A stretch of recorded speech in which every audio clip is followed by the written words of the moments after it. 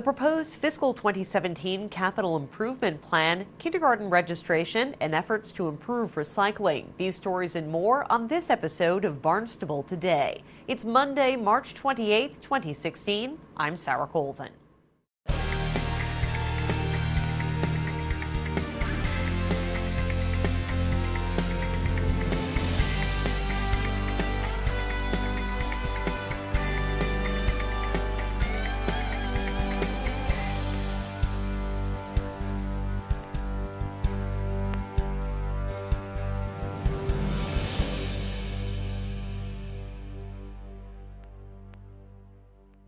Barnstable Town Council last week held a first reading of the proposed fiscal 2017 capital improvement plan. The plan includes just over 30 projects. Been able to put this together. It's been, given to the Town Council, and we will be we've already had the first reading on it, so they'll begin discussing them and for approval or not on the April 7th Town Council meeting. And last year it took us about 3.5 meetings because, sometimes, whole groups get put off to a separate meeting, and that happened last year. So we hope to move pretty quickly through this. We'll see how it works. You can never, with the legislative process, you never know what's going to happen. Town Manager Tom Lynch says the document includes some informational changes, including an update on projects that may not receive funding this year. Early on in the book, we have one page where we talk about a detailed project listing, and that's foreshadowing projects that might be coming in the future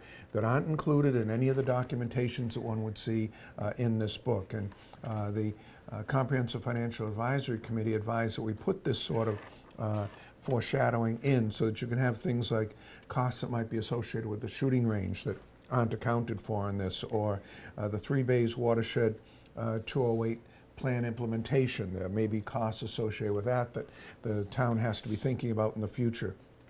The Armory, which has been vacant for a while and would like to do some renovations there, water quality issues, as well as the recreational fields and school athletic field upgrade. So those are all things that are out there on the horizon. Another new page examines the current capital year and outlines projects that received funding after the fiscal 2016 budget was funded. Last year we had a similar book, we had similar projects, and then after approved in by April and May of last year, there were other projects that came forward to us that were somewhat in the unanticipated category or became emergencies. For instance, we had the whole carbon filtration system that needed to be funded through the water supply division, so because of the issues out at the Mary Dunn Wells and with the Fire Training Academy. So that was $744,000. We had some shooting range testing that was added in. We had some private way improvements and a GPS system that the DPW asked for. So all of those, many of those projects, and there were about 9 of them, they totaled another $2.2 million. So we added that in to let people know that while we attempt to keep everything within this budget, there are going to be emergencies that come along, and that's part of the flexibility of having a council manager form of government.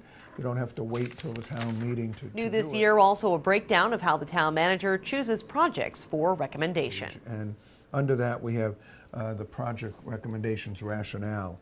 So I wanted the town councilors and anyone reading this to have a matrix to be able to see why we were selecting the projects that we did. And there are certain categories listed there. For instance, has it received previous funding? Does it contribute to economic development? Is it the preservation of an asset that we own or have? Is it a high usage asset?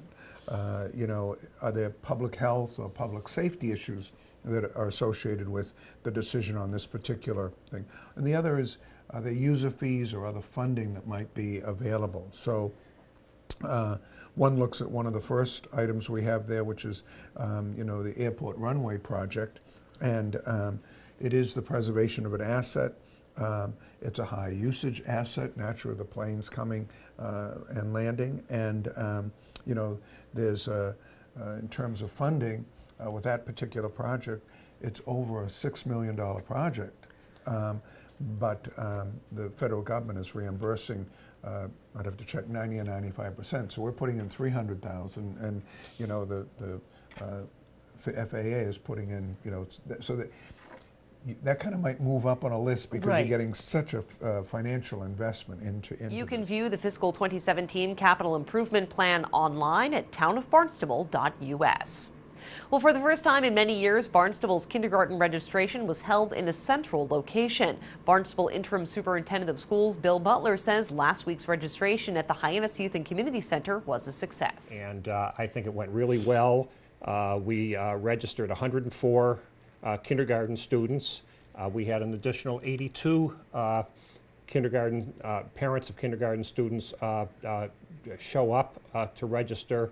But they didn't have all the information they needed. We need proof of residency and a birth certificate and immunization records. Right. So we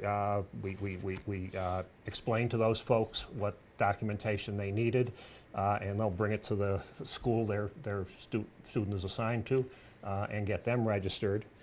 So the total is 186.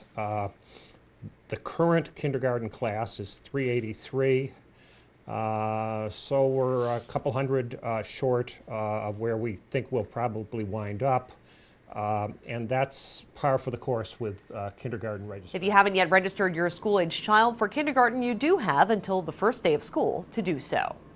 Efforts to improve recycling are underway in Barnstable. Energy Coordinator Richard Elrick says he's working on mattress recycling. The mattress recycling, we already collect mattresses and box springs from our residents.